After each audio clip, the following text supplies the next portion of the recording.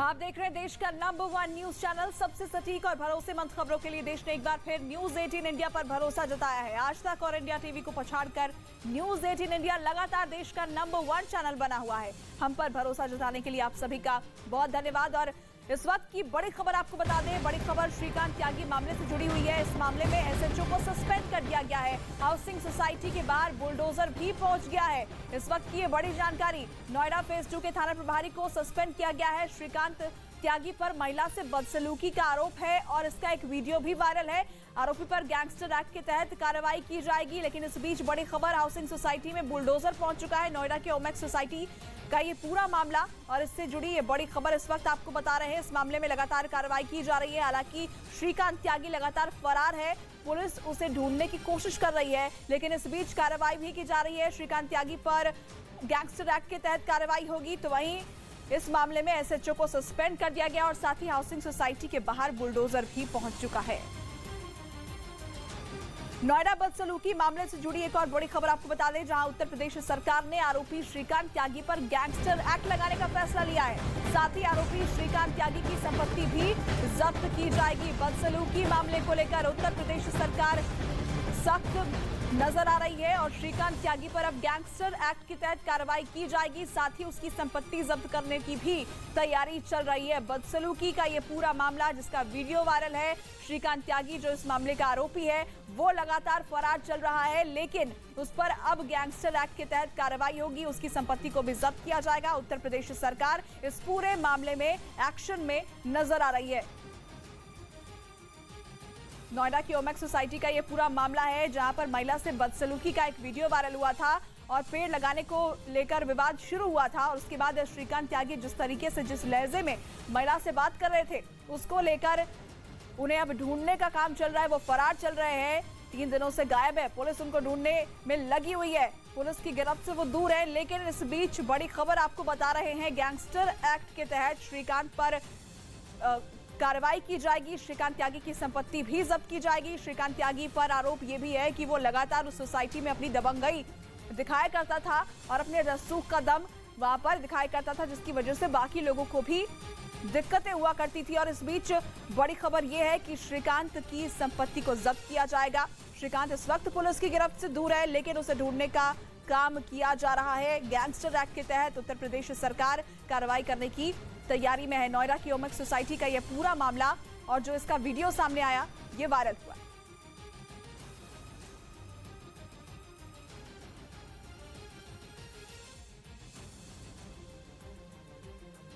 खुद से ध्वस्त करना, और अगर अथॉरिटी की टीम पहुंचती है तो वो ध्वस्त करेगी और जो राजस्व की वसूली है उसमें जो खर्चा आएगा वो भी श्रीकांत त्यागी से लिया जाएगा। लेकिन सबसे बड़ी बात यही है कि 16/12/2019 से लेकर आज जो है अगस्त 2022 चल रहा है, लेकिन अभी तक कोई कार्रवाई नहीं हुई। यानी ये कहना गलत नहीं होगा कि 3-3.5 वर्ष तक नोएडा अथॉरिटी आंखें मूंदे बैठी रही, लेकिन जब ये मामला तूल पकड़ने लगा तो अब बुलडोजर पहुंचे हैं कार्रवाई के लिए। हालांकि जाहिर तौर पे जिस तरीके से कार्रवाई के संकेत दिए नोएडा अथॉरिटी ने, इससे कहीं ना कहीं रेजिडेंट्स राहत की सांस लेंगे और जो सोसाइटी में और भी अंदर लोग होंगे इस मंसूबे के कि अवैध निर्माण कर लेंगे, अपना चबूतरा बढ़ा लेंगे, बैक साइड पे कब्जा कर लेंगे, उन लोग के लिए भी एक सबक के तौर पर इसको देखा जा सकता है। जी, नोएडा की ओमेक्स सोसाइटी से तस्वीरें हम आप तक पहुंचा रहे हैं। वहां पर अथॉरिटी की कार्रवाई की तैयारी की जा रही है और बुलडोजर वहां गेट पर पहुंच चुका है। ये तस्वीरें न्यूज 18 इंडिया आपको दिखा रहा है। बदसलूकी मामले को लेकर उत्तर प्रदेश सरकार बेहद सख्त नजर आ रही है और श्रीकांत त्यागी को बख्शा नहीं जाएगा। अभी वो फरार चल रहा है, लेकिन लगातार उसे ढूंढने की कोशिश है।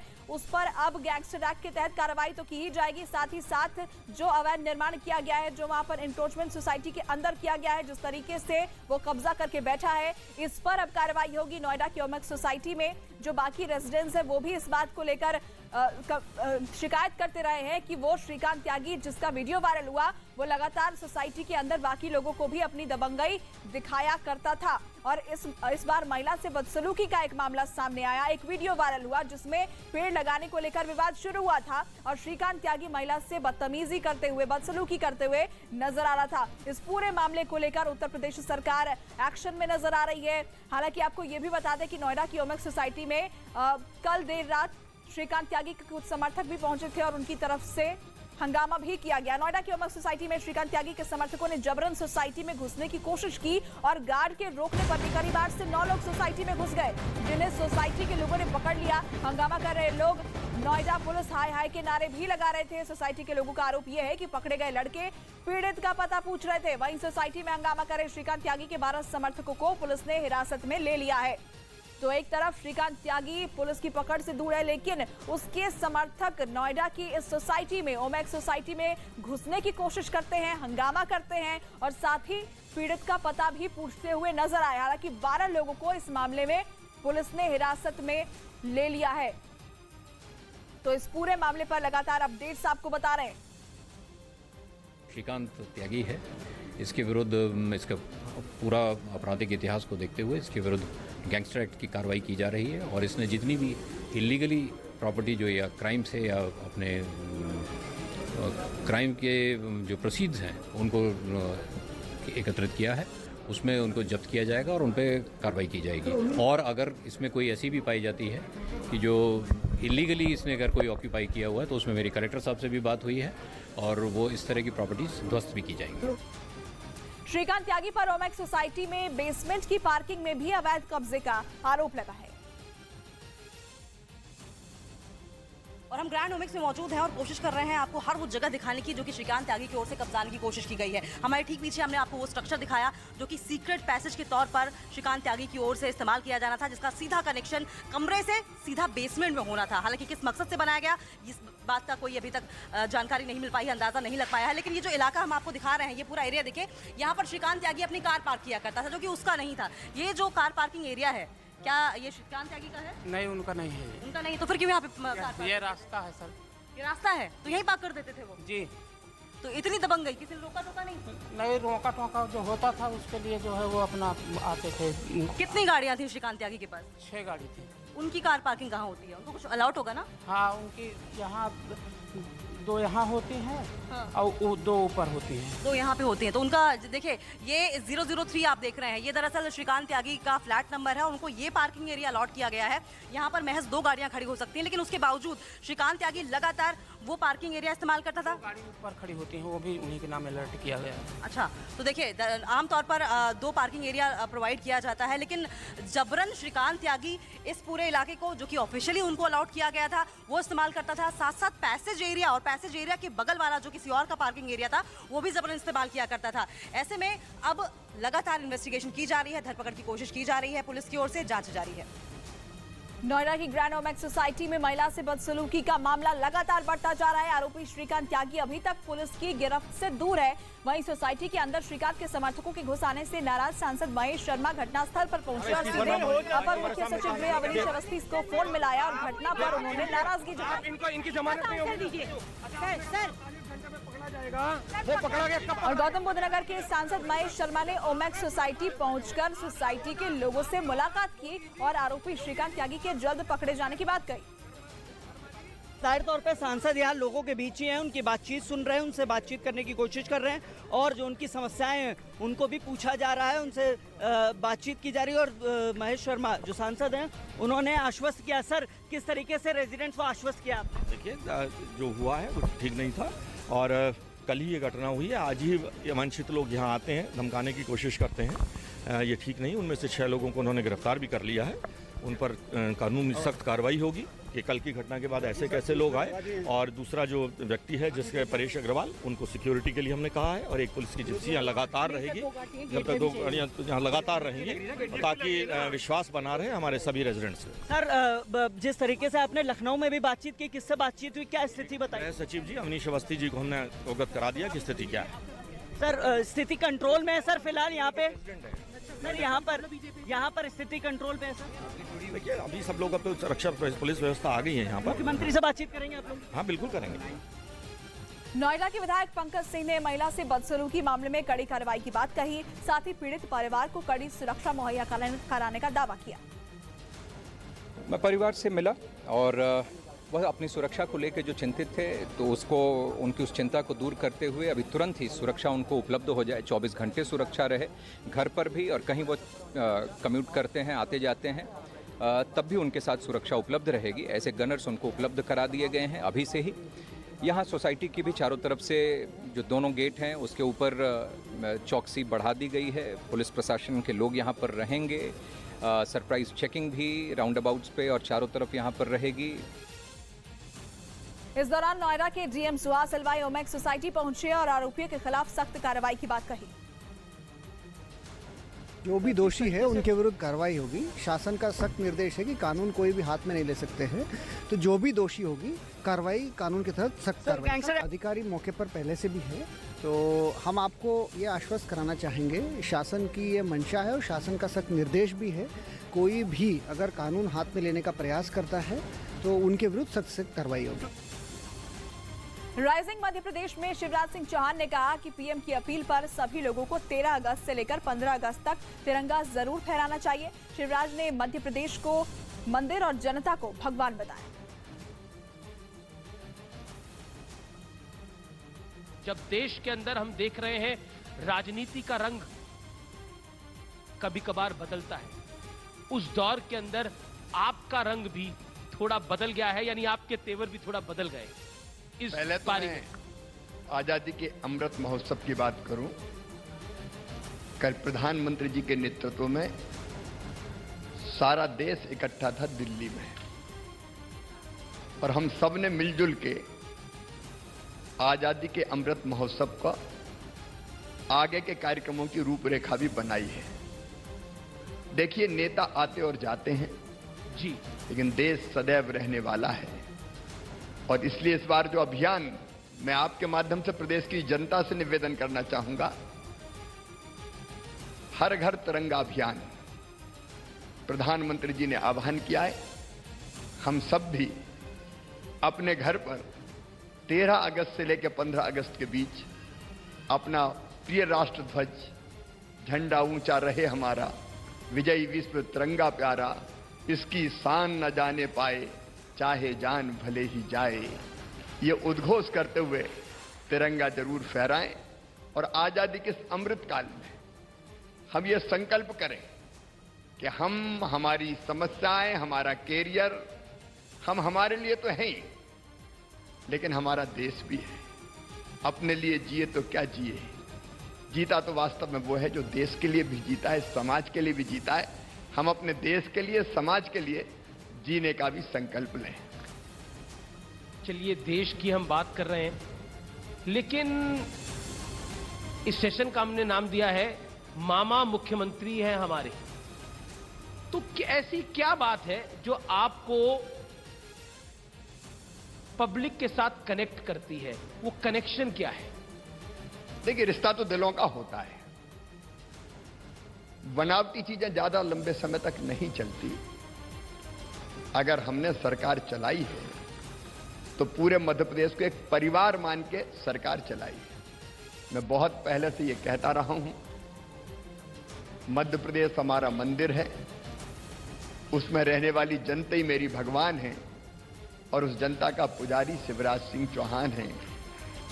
पूरी दुनिया में इस सवाल पर काफी चर्चा हो रही है कि जब चीन ने अपने मिसाइल ताइवान के ऊपर से लॉन्च कर दिए तो ताइवान में तैनात अमेरिका का मिसाइल डिफेंस सिस्टम आखिर एक्टिव क्यों नहीं हुआ?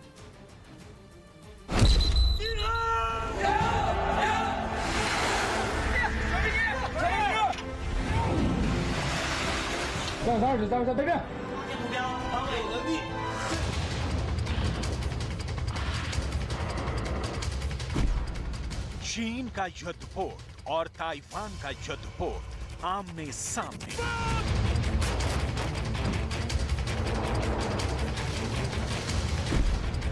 समंदर में जंग सिर्फ 2 मिनट दूर।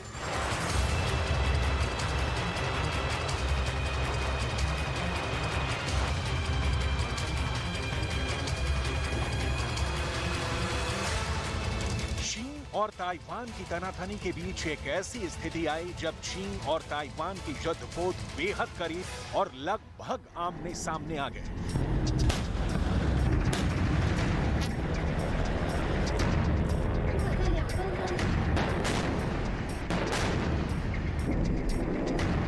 कभी भी कुछ भी हो सकता है।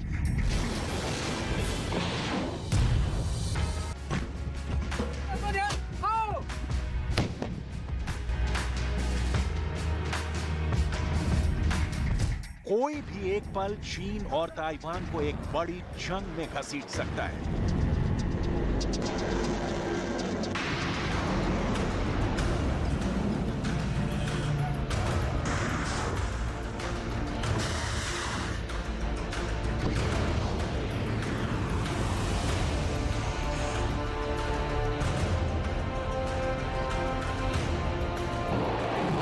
एक तरफ चीन एग्रेशन दिखा रहा है, दूसरी तरफ ताइवान खून का घूंट पी रहा है, सिर्फ इसलिए कि ताइवान किसी भी तरह युद्ध से बचना चाहता है।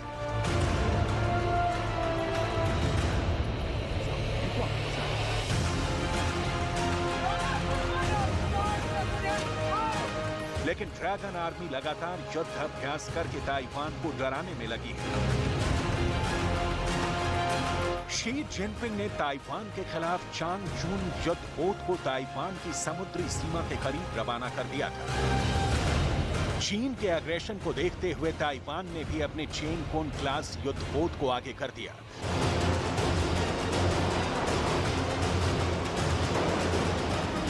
जिसके बाद दोनों देशों के बीच कैसे किसी भी वक्त जंग छिड़ने की नौबत आ गई। बाटला हाउस इलाके से पकड़े गए आईएसआईएस के एक संदिग्ध मददगार की गिरफ्तारी पर आम आदमी पार्टी के विधायक अमानतुल्लाह खान ने सवाल खड़े किए हैं। आरोप है कि मोहसिन दिल्ली में रहकर आईएसआईएस के लिए फंड जुटाया करता था। मोहसिन जामिया यूनिवर्सिटी में बीटेक की पढ़ाई कर रहा था। अब इसे लेकर दिल्ली के ओखला से आम आदमी पार्टी विधायक अमानतुल्लाह खान ने बीजेपी और आरएसएस पर मुसलमानों को बदनाम करने का आरोप लगाया है। अमानतुल्लाह खान जामिया के छात्र मोहसिन की गिरफ्तारी को पूरी तरह से गलत और असंवैधानिक बता रहे हैं। अमानतुल्लाह खान ने बीजेपी और आरएसएस पर मुसलमानों को बदनाम और परेशान करने का आरोप लगाया। साथ ही उन्होंने आरोपी मोहसिन को बेकसूर बताते हुए जल्द छोड़ने की मांग की। आम आदमी पार्टी नेता अमानतुल्लाह खान ने ट्वीट कर कहा कि एनआईए द्वारा जामिया के छात्र मोहसिन की गिरफ्तारी सरासर गलत और असंवैधानिक है। बीजेपी और आरएसएस वालों ने आईएसआईएस के नाम पर मुसलमानों को बदनाम और परेशान करने का नया तरीका निकाला है। मोहसिन बेकसूर है और उसका किसी भी असामाजिक तत्व के साथ कोई संबंध नहीं रहा है। मोहसिन को जल्द रिहा किया जाए। मोहसिन को एनआईए की टीम ने छापेमारी के दौरान दिल्ली के बाटला हाउस से पकड़ा था। 25 जून से ही एनआईए की टीम मोहसिन अहमद की तलाश में जुटी हुई थी। सूत्रों के मुताबिक मोहसिन अहमद पर देश विरोधी गतिविधियों में शामिल होने का आरोप है। देश के खिलाफ और आईएसआईएस के समर्थन में मोहसिन ऑनलाइन प्रोपेगेंडा भी चलाया करता था। दिल्ली में रहकर मोहसिन आईएसआईएस के लिए फंड जुटाने का भी काम कर रहा था। आईएसआईएस से ऐप के जरिए आरोपी मोहसिन जुड़ा हुआ था। इतना ही नहीं, मोहसिन आईएसआईएस के कई व्हाट्सएप ग्रुप में भी जुड़ा हुआ था और कोड वर्ड में व्हाट्सएप पर बातें किया करता था। बिहार का रहने वाला मोहसिन पिछले 6 महीने से दिल्ली के बाटला हाउस इलाके में रह रहा था। 25 जून को एनआईए ने मोहसिन पर एक केस दर्ज किया था और उसी मामले में एनआईए की टीम मोहसिन की तलाश में जुटी हुई थी। ताइवान में तैनात अमेरिका का मिसाइल डिफेंस सिस्टम का एक्टिव न होना युद्ध के दरवाजे पर खड़े ताइवान के लिए जिंदगी और मौत का सवाल है। साथ ही ये अमेरिका की प्रतिष्ठा का भी प्रश्न है, क्योंकि पैट्रियट अमेरिका का ही डिफेंस सिस्टम है।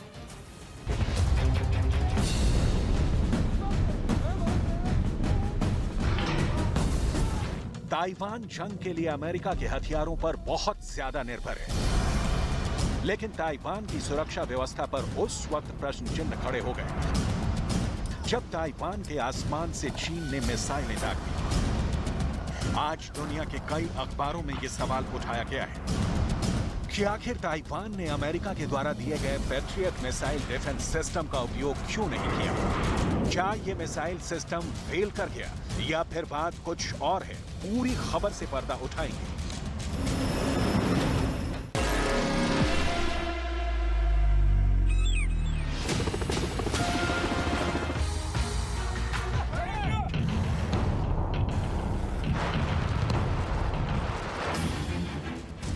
साथ ही बात करेंगे ताइवान के लड़ाकू विमानों के जंगी बेड़े की, जो अब एक्टिव हो चुका है और चीन के युद्धपोतों पर चीन की ताकत के साथ टूटने को तैयार हो रहा है। चीन से लेकर ताइवान के समंदर में लगी युद्ध की आग पर बात होगी, लेकिन सबसे पहले बात होगी इस साल की सबसे बड़ी संभावित समुद्री जंग की, जो चीन और ताइवान के बीच किसी भी वक्त छिड़ सकती है।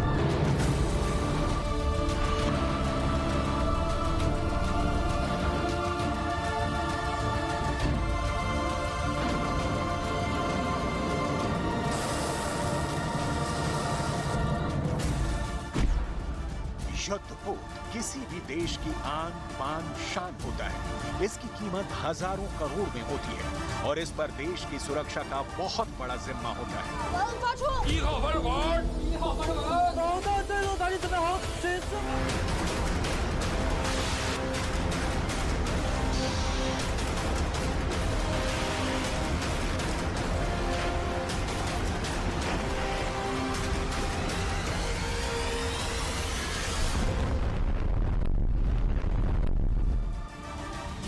किसी भी देश के जवान अपने युद्धपोत की सुरक्षा के लिए अपनी जान भी दांव पर लगा देते हैं। ऐसे में समुद्र के अंदर ताइवान और चीन के युद्धपोतों का आमने सामने आ जाना एक बहुत बड़ी घटना है।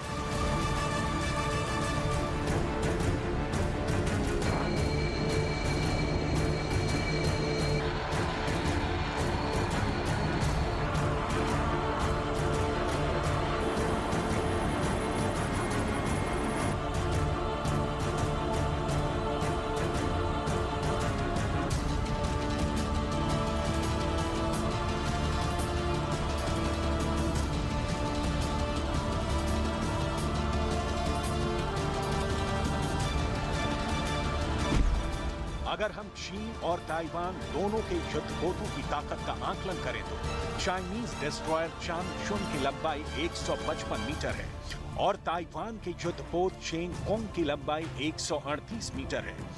चाइनीज डिस्ट्रॉयर की बीम जिससे फायर होता है वो 17 मीटर है, जबकि चेंगकोंग की बीम 14.31 मीटर लंबी है। चाइनीज डिस्ट्रॉयर का वजन 7000 टन है, जबकि ताइवान के युद्धपोत चेंगकोंग का वजन 4103 टन है। चाइनीज डिस्ट्रॉयर की स्पीड 54 किलोमीटर प्रति घंटा है, जबकि चेंगकोंग भी 54 किलोमीटर प्रति घंटा की रफ्तार से तैर सकता है।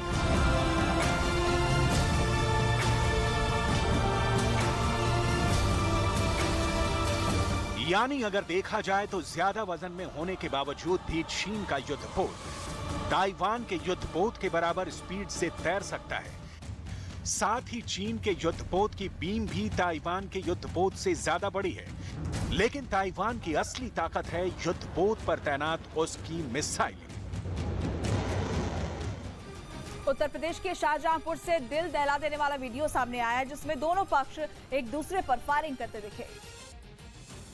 शाहजहांपुर में दो पक्ष के बीच हुई फायरिंग का एक वीडियो सामने आया। दावा किया जा रहा है कि जमीन विवाद में दो पक्षों के बीच फायरिंग हुई। वायरल वीडियो में कुछ लोग हाथ में तमंचा लेकर खुलेआम फायरिंग करते नजर आए, जिसकी वजह से वहां मौजूद लोगों में भगदड़ मच गई। दावा है कि महिला अपने पति के साथ खेत में पेड़ कटवा रही थी और उसी वक्त कुछ लोगों ने पेड़ कटवाने का विरोध करते हुए फायरिंग शुरू कर दी। बताया जा रहा है कि हादसे के बाद से ही पूरे गाँव में दहशत का माहौल पैदा हो गया है। आज हमने पेट्रियट मिसाइल और ताइवान पर पूरी रिसर्च की है और इन सवालों का जवाब तलाशा है। दोनों देशों के बीच हालात तनावपूर्ण बने हुए हैं और कैसे किसी भी वक्त दुनिया में दूसरा बड़ा युद्ध शुरू हो सकता है, ये रिपोर्ट देखिए।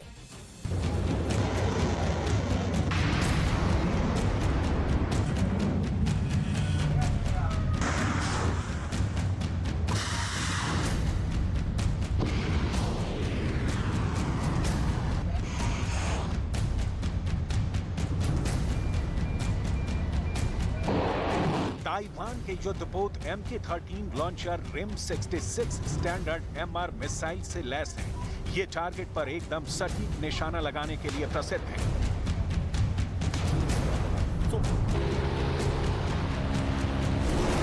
दूसरी तरफ चीन का युद्धपोत Changchun HQ-9 surface to air missile से लैस है।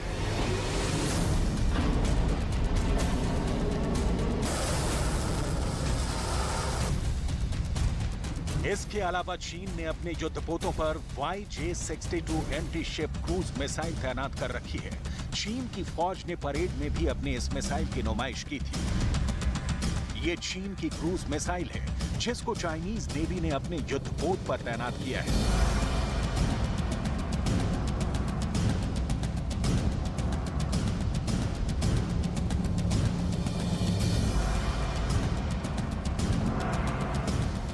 इसके अलावा चीन ने अपने युद्धपोत पर मल्टीपल रॉकेट लॉन्चर्स भी लगा रखे हैं। मतलब जिस तरह के रॉकेट लॉन्चर आप यूक्रेन के अंदर जंगली जंग में देख रहे हैं, वैसे रॉकेट लॉन्चर चीन ने अपने युद्ध पोतों पर फिट कर रखे हैं।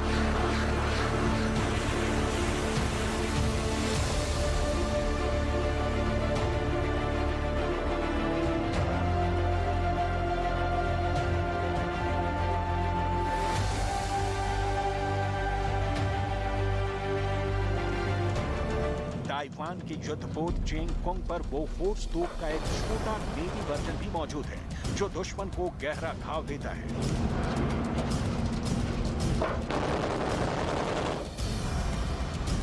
जिसका नाम है सियोंग फेंग 3। हमने एक और ताकतवर मिसाइल तैनात की है। ये एक एंटी शिप मिसाइल है जो किसी भी युद्धपोत पर सटीक निशाना लगाकर उसे समंदर में डुबोने में सक्षम है।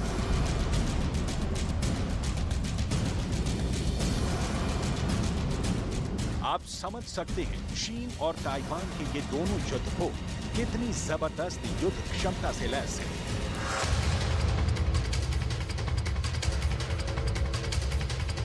और अगर इन दोनों के बीच कोई युद्ध छिड़ता है तो कितनी जबरदस्त तबाही मच सकती है।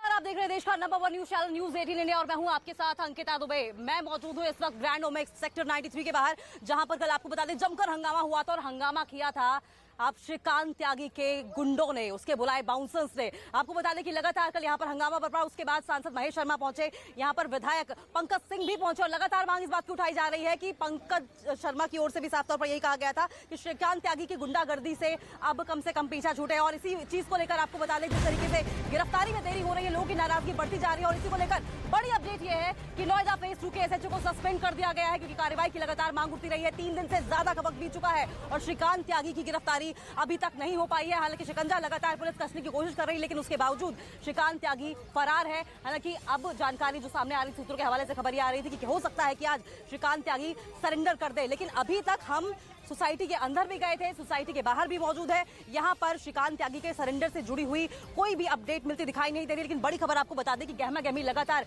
यहां पर बाहर बनी हुई है। साथ साथ 3 बुलडोजर भी यहां पर आए थे, लेकिन अब से यहां से 200 से 100 मीटर की दूरी पर तीनों बुलडोजर को खड़ा कर दिया गया है। तो थोड़ी देर पहले हम अंदर भी गए थे, श्रीकांत त्यागी के घर के बाहर भी हमने जायजा लिया था, लोगों से बातचीत की थी। साफ तौर पर गुस्सा चरम पर है, लोगों का गुस्सा इस वक्त उबाल मार रहा है और वजह यह है कि दबंगई दादागिरी श्रीकांत त्यागी के दिन पर बढ़ती ही जा रही थी। किसी ने यह कहा कि किसी की गाड़ी ठोक दी, किसी की पार्किंग जबरदस्ती हथिया ली, किसी का घर तोड़ दिया, कहीं जबरन पब्लिक एरिया में उसने पर्सनल गार्डन बनाने की कोशिश की। और सिर्फ इतना ही नहीं, हम उस इलाके में भी गए जहां पर उसने ग्राउंड फ्लोर अपने फ्लैट से सीधे बेसमेंट में एक सीक्रेट पैसेज, एक सीक्रेट तहखाना बनाने की कोशिश की थी। उसको बाकायदा सजाया था, बाकायदा पेंट करने की कोशिश की थी। लेकिन जब बिल्डिंग मैनेजमेंट को पता चला कि इस तरह का सीक्रेट पैसेज, सीक्रेट तहखाना बनाने की कोशिश श्रीकांत त्यागी की ओर से की जा रही है, तो उस बेसमेंट को ध्वस्त कर दिया है। लगातार इस खबर पर हम अपडेट देते रहे हैं, लेकिन बड़ी अपडेट आपको यही बता दें कि नोएडा फेज 2 के एसएचओ को सस्पेंड कर दिया है। लगातार हमारे सहयोगी मानव इस खबर पर नजर बनाए हुए हैं। मानव, बिल्डिंग के बाहर बुलडोजर पहुंचने की जानकारी हमें मिल रही थी, क्या कुछ बड़ी अपडेट आप दे सकते हैं हमें? अंकिता, देखिए इस वक्त 2 बड़ी खबरें आ रही हैं श्रीकांत त्यागी को लेकर। एक, उनका जो नोटिस है जो अथॉरिटी की तरफ से उनको भेजा गया था साल 2019 में, उसकी एक प्रति है वो वायरल होने लगी है और उसमें ये कहा गया है कि अथॉरिटी ने ये कहा था कि जो उन्होंने एक तरीके से जमीन पर कब्जा किया हुआ था उसको लेकर अथॉरिटी ने बाकायदा उनको लिखा कि उनके वकील ने जो जवाब दिया था उससे अथॉरिटी सहमत नहीं थी। और दूसरी बड़ी खबर ये कि जो ग्रैंड ओमेक्स सोसाइटी है उसके आसपास कुछ इस तरीके से जो बुलडोजर हैं वो अब मंडराने लगे हैं, क्योंकि लगातार ये कहा जा रहा है कि श्रीकांत त्यागी की जो संपत्ति है वो कुर्क की जाएगी, गैंगस्टर एक्ट लगाया जाएगा और अब इस तरीके से यहाँ पर बुलडोजर है वो पहुंचना शुरू हो गए हैं। नोएडा अथॉरिटी के जो अधिकारी यहाँ पर मौजूद हैं वो बुलडोजर की उपस्थिति पर कुछ बोलने को अभी तैयार नहीं है। हालांकि इस तरीके से 3 बुलडोजर हैं जो ग्रैंड ओमेक्स सोसाइटी के 300 से 400 मीटर की दूरी पर हमको यहाँ पर दिखाई दे रहे हैं। अधिकारियों से हम लगातार बातचीत कर रहे हैं, वे कह रहे हैं कि जो कार्रवाई की जाएगी आप कैमरे पर उसको दर्ज करें, दर्शकों को दिखाएं, क्योंकि श्रीकांत त्यागी का जो रवैया रहा है वो अभी हाल फिलहाल का नहीं है। बीते 3-4 साल से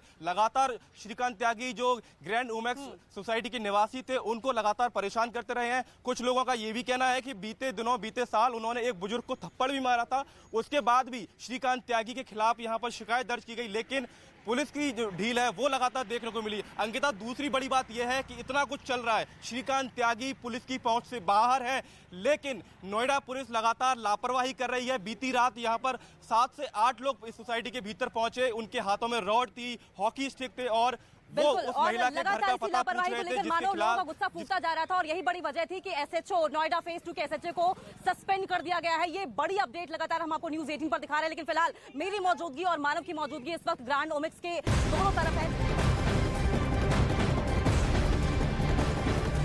मानव मौजूद है, वहां पर भी एक बुलडोजर मौजूद है और हालांकि जब ऑफिसर से मानव ने बात करने की कोशिश की कि इन बुलडोजर्स को यहाँ पर क्यों लाया गया है, तो उन ऑफिसर्स ने कुछ भी कहने से मना कर दिया। लेकिन आपको बता दें, आपसे थोड़ी देर पहले कुछ मजदूरों को यहाँ पर फावड़ा ले जाकर अंदर जाते देखा गया था।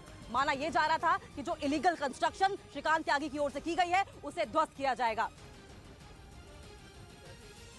तो लगातार हम आपको एक के बाद एक बड़ी अपडेट देख रहे हैं। इससे थोड़ी देर पहले हम आपको बता रहे थे कि जिस तरीके से हम लोगों के बीच पहुंचे थे तो लोगों ने ये बताया था न सिर्फ श्रीकांत त्यागी बल्कि श्रीकांत त्यागी की पत्नी भी लोगों के घरों में अपने बाउंसर्स लेकर जाती थी और मारपीट करती थी, उनकी पिटाई कर दिया करती थी। और इतना ही नहीं, उनके बच्चे भी गुंडागर्दी पर आमादा हो जाते थे। न सिर्फ हम उनके घर के बाहर गए, वहां पर देखा कि किस तरीके से उन्होंने एक पब्लिक एरिया को प्राइवेट गार्डन में तब्दील करने की कोशिश की, सीक्रेट बेसमेंट बनाने की कोशिश की। जब इस सीक्रेट बेसमेंट को तोड़ने की कोशिश की गई बिल्डिंग मैनेजमेंट की ओर से, तो उन्होंने हाथापाई की। गार्ड्स लगातार परेशान उनसे दिखाई दी और यही बड़ी वजह रही कि इस वक्त गुस्सा अपने चरम पर है, उबाल मार रहा है और लगातार मांग यही उठाई जा रही है कि जल्द से जल्द श्रीकांत त्यागी को गिरफ्तार किया जाए। बदसलूकी मामले में एक और बड़ी खबर आ रही है, जहां यूपी सरकार ने आरोपी श्रीकांत त्यागी पर गैंगस्टर एक्ट लगाने की मांग की है। देखिए, लगातार एक के बाद एक बड़ी अपडेट निकलकर सामने आ रही है और जो बड़ी अपडेट सामने आ रही है वो श्रीकांत त्यागी पर गैंगस्टर एक्ट लगाने की जानकारी अब सामने आ रही है। श्रीकांत त्यागी है, इसके विरुद्ध इसका पूरा आपराधिक इतिहास को देखते हुए इसके विरुद्ध गैंगस्टर एक्ट की कार्रवाई की जा रही है और इसने जितनी भी इलीगली प्रॉपर्टी जो या क्राइम से या अपने क्राइम के जो प्रोसीड्स हैं उनको एकत्रित किया है, उसमें उनको जब्त किया जाएगा और उन पर कार्रवाई की जाएगी। और अगर इसमें कोई ऐसी भी पाई जाती है कि जो इलीगली इसने अगर कोई ऑक्यूपाई किया हुआ है, तो उसमें मेरी कलेक्टर साहब से भी बात हुई है और वो इस तरह की प्रॉपर्टीज ध्वस्त भी की जाएंगी। और इधर इस बीच बिहार के मधेपुरा से एक हैरान करने वाला वीडियो आया, जिसमें अस्पताल के गेट पर 2 महिलाएं मारपीट करती दिखी। इस घटना को किसी ने अपने मोबाइल के कैमरे में रिकॉर्ड कर लिया, जिसमें 2 महिलाएं ईंट बरसाती दिखी। इस दौरान काफी देर तक कोहराम मचता रहा। मारपीट करने वाली दोनों महिलाएं काफी गुस्से में थी। इस बीच कुछ लोगों ने भी बीच बचाव करने की कोशिश की।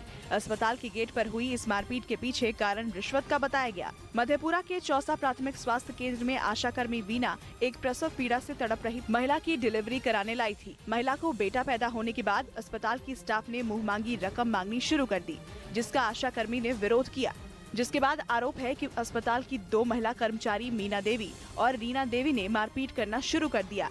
जब आशा कर्मी के पति बीच बचाव करने पहुंचे तो उनके ऊपर भी ईंट से हमला किया गया। सबसे लेते हैं, इससे पहले भी मेरा पेशेंट से 2000 रुपया लिया है। आशा कर्मी ने ये भी आरोप लगाया कि जब भी किसी महिला की डिलीवरी होती है तो 500 से लेकर 2000 रुपए तक की वसूली की जाती है। इस मामले को लेकर अस्पताल प्रशासन की तरफ से कहा गया कि मामले की जांच करके आरोपी कर्मचारियों के खिलाफ कार्रवाई की जाएगी। इस बीच राजस्थान से बड़ी खबर आपको बता दें, राजस्थान के सीकर में खाटू श्याम के मंदिर के मेले में भगदड़ मचने की वजह से 3 महिला भक्तों की दर्दनाक मौत हो गई। ये भगदड़ आज सुबह 5 बजे मची और ये तब हुआ जब मंदिर के गेट पर भक्त जुटे हुए थे। इस हादसे में कई श्रद्धालु घायल हुए हैं, जिनमें 2 भक्तों की हालत गंभीर बताई जा रही है। उन्हें इलाज के लिए जयपुर रेफर किया गया है। आज सुबह मंदिर में भगदड़ मचने की वजह से यह हादसा हुआ। 3 महिलाओं की इस भगदड़ में मौत हो गई है। कई श्रद्धालु इस वक्त ऐसे भी हैं जो घायल बताए जा रहे हैं। राजस्थान के सीकर से ये बड़ी खबर है। खाटू श्याम जी मेले को देखने के लिए लोग पहुंचे थे और सुबह का वक्त था जब भारी संख्या में वहां पर लोग जुटे हुए थे। इस दौरान भगदड़ मची और 3 महिलाओं की दर्दनाक मौत हो गई। साथ ही कई श्रद्धालु घायल हैं। कुछ श्रद्धालुओं की हालत गंभीर बनी हुई है, जिन्हें आगे के इलाज के लिए जयपुर रेफर किया गया है। राजस्थान के सीकर से ये बड़ी खबर।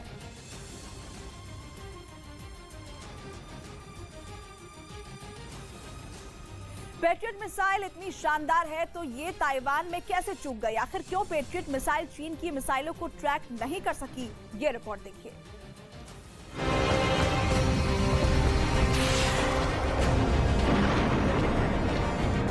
लेकिन पूरी दुनिया के अंदर सबसे ज्यादा चर्चा पैट्रियट डिफेंस सिस्टम को लेकर हो रही है,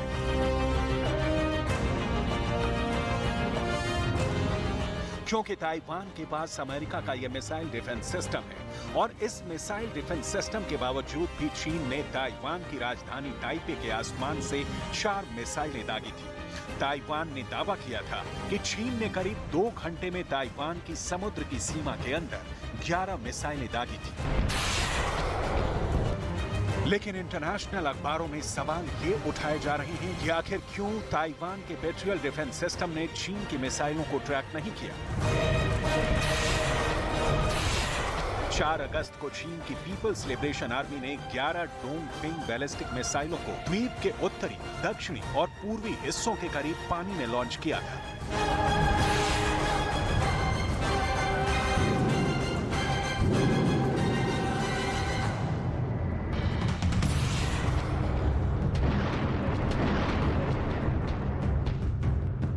अगर देखा जाए तो patriot defence missile system Taiwan की सिक्योरिटी की पहली लेयर है। अगर कोई मिसाइल ताइवान का रुख करती है तो उसको रोकने का पहला प्रभावी सिस्टम पैट्रियट ही है।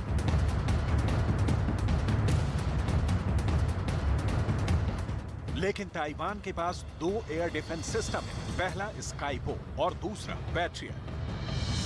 पैट्रियट के अलावा भी ताइवान के पास टिएनफोंग-2 और 3 मिसाइलें हैं जो लंबी दूरी की सतह से हवा में मार करने वाली मिसाइलों के रूप में भी जानी जाती हैं। ये मिसाइलें ताइवान की वायुसेना इस्तेमाल करती है और इनको ताइवान ने ही विकसित किया है और इसे ही ताइवान स्काई बो कहता है, यानी आसमान में सुरक्षा करने वाला ताइवान का धनुष। ये स्काई बो की तस्वीरें हैं, यानी ताइवान के पास एक नहीं 2 रक्षा कवच है। यानी सवाल ये है कि क्या ये दोनों रक्षा कवच फेल हो गए हैं?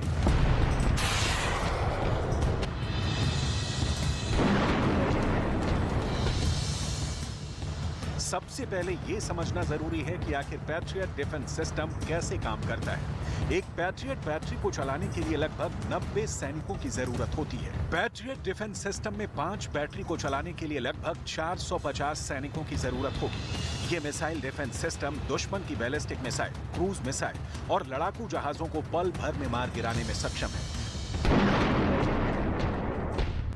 पैट्रियट सिस्टम सभी मौसमों में काम करने में सक्षम है और इसका निर्माण लॉकहीड मार्टिन ने किया था।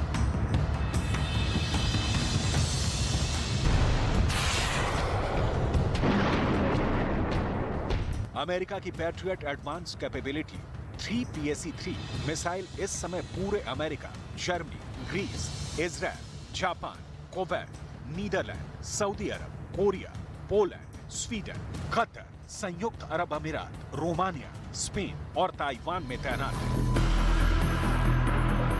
पैट्रियट डिफेंस सिस्टम की काबिलियत की बात की जाए तो पैट्रियट को पहली बार 1982 में अमेरिका में तैनात किया गया था।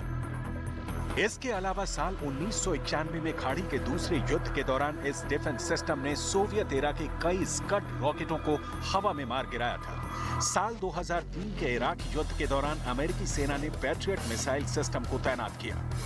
सद्दाम हुसैन के सेना के द्वारा छोड़े गए रॉकेट्स भी पैट्रियट ने मार गिराए थे। Patriot missile defence system 100 kilometre दूर दुश्मन की मिसाइल को ट्रैक कर इसे नष्ट कर सकता है, यानी 100 किलोमीटर तक पैट्रियट मिसाइल अभेद्य सुरक्षा प्रदान करती है। लेकिन सवाल फिर वहीं का वहीं बना हुआ है कि अगर पैट्रियट मिसाइल इतनी शानदार है तो ताइवान में कैसे चूक गई? आखिर क्यों पैट्रियट मिसाइल चीन की मिसाइलों को ट्रैक ही नहीं कर सकी?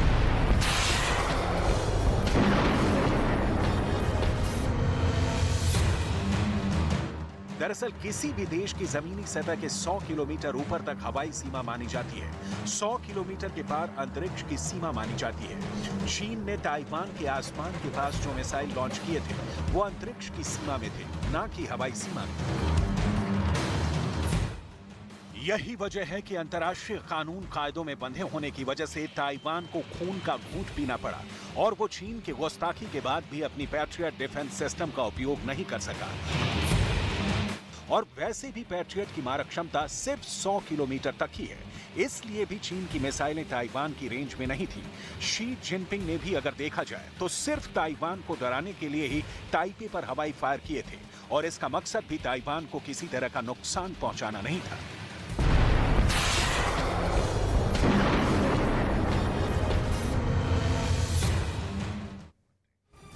उधर उत्तराखंड के चंपावत में कुदरत के कहर के बीच हैरान करने वाली घटना हुई, जिसमें हाईवे पर मलबा गिरने से दूर